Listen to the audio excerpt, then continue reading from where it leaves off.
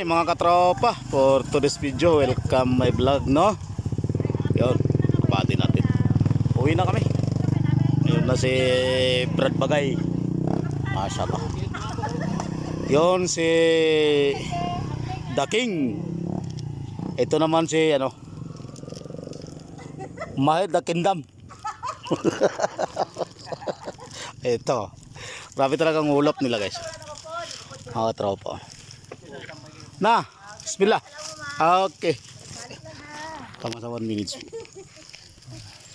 Kal, kasunod lang kol bas. Makabalik na mga bidre. Okay, thank you. Grabe talaga oh. Papansin nyo guys yung daan nila oh. Ayan, grabe ang ulap no. Lo sila na makita ang gano. Kita natin yan. Masyadong maulap, masyado. Ilong video nga. Ha? Ilong video nga. Ilog digital. Tama sa dito may pa sa. Grabe. Ito Okay. guys So, nandito. experience natin yung mga daan natin dito no. Ayan, kikita niyo yan.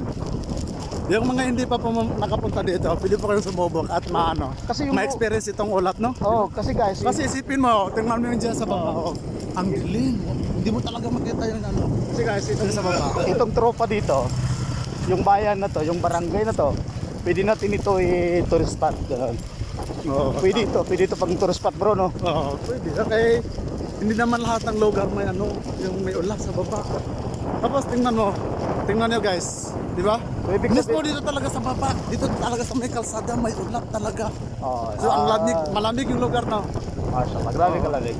Alam mo, uuwi ako dito pag na, Pag magkaroon na ng second wife na. wag naman. Pag yung Mexican wife, magiging babae rin tayo.